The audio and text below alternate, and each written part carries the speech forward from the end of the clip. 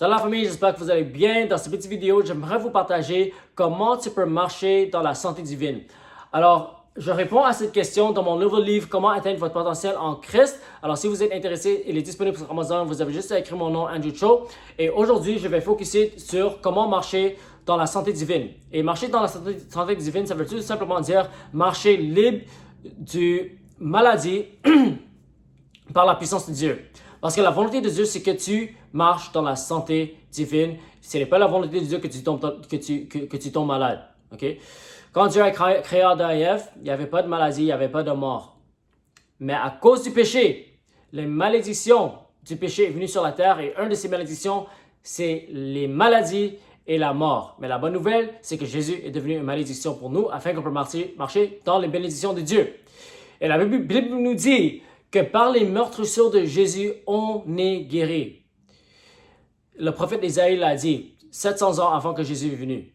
Mais ce qui est intéressant, c'est que l'apôtre Pierre, après que Jésus a coulé son sang, après que Jésus est mort ressuscité, l'apôtre Pierre a cité Isaïe, le même verset, mais il l'a changé. Il a dit, par les meurtrissures de Jésus, tu as été guéri. Alors, il a mis dans le passé. Pourquoi? Parce que quand il a écrit, Jésus est déjà allé à la croix. Ça veut dire que le prix a déjà été payé pour que tes maladies soient guéries. Alors, plusieurs personnes vont dire, j'attends le temps de Dieu, ou c'est pas encore le temps de Dieu pour ta guérison. Mais le temps de Dieu, c'était il y a 2000 ans quand Jésus a coulé son sang. C'est important de comprendre que la guérison est dans l'expiation de Jésus. C'est important de comprendre cela parce que si Jésus a payé le prix pour que tes maladies soient guéries, ça veut dire que c'est toujours la volonté de Dieu que tu sois guéri. Et c'est important de connaître la volonté de Dieu parce que si tu ne connais pas la volonté de Dieu, ça va être difficile pour toi pour avoir la foi. La volonté de Dieu, c'est que ça soit sur la terre comme au ciel. Il n'y a pas de maladie au ciel, alors c'est impossible que ça soit la volonté de Dieu pour ta vie. Et il n'y a pas d'obstacle qui peut empêcher ta guérison.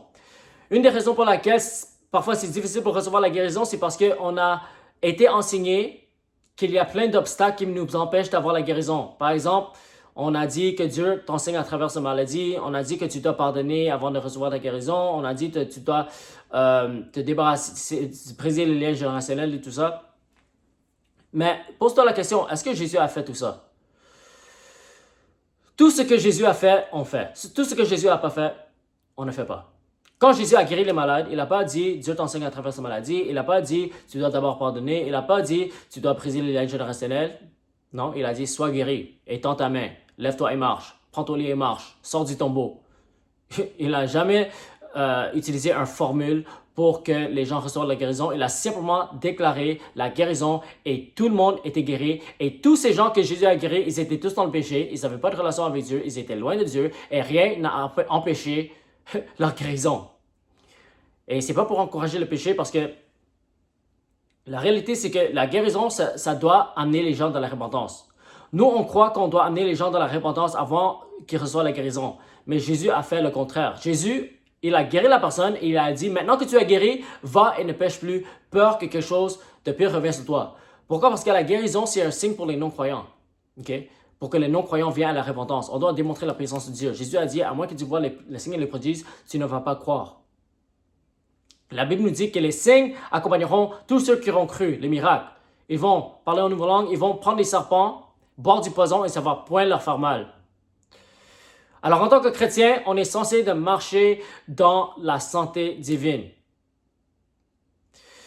Et c'est important, si tu veux marcher dans la santé divine, c'est de renouveler ton intelligence. Tu dois enlever tous ces obstacles, tous ces faux renseignements qui nous dit qu'on doit faire toutes ces étapes avant d'être guéri. Et on doit tout simplement avoir confiance en Dieu. Il y a un homme de Dieu, Curry Blake, qui dit le seul obstacle à la guérison, c'est le fait que tu crois qu'il y a des obstacles à la guérison. Et on va utiliser plein d'excuses qui te disent que Dieu ne va pas te guérir à cause de telle ou telle situation. Mais la réalité, c'est que Jésus a déjà payé le prix pour ta guérison.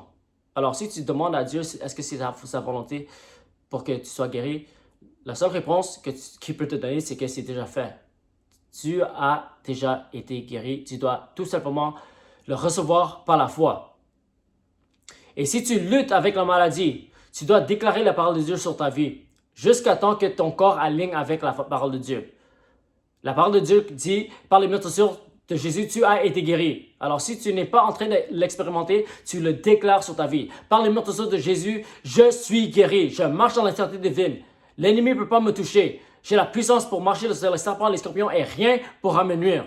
Tu déclares la parole de Dieu sur ta vie jusqu'à temps que ton corps s'aligne avec la parole de Dieu. Alors, c'est ça la clé.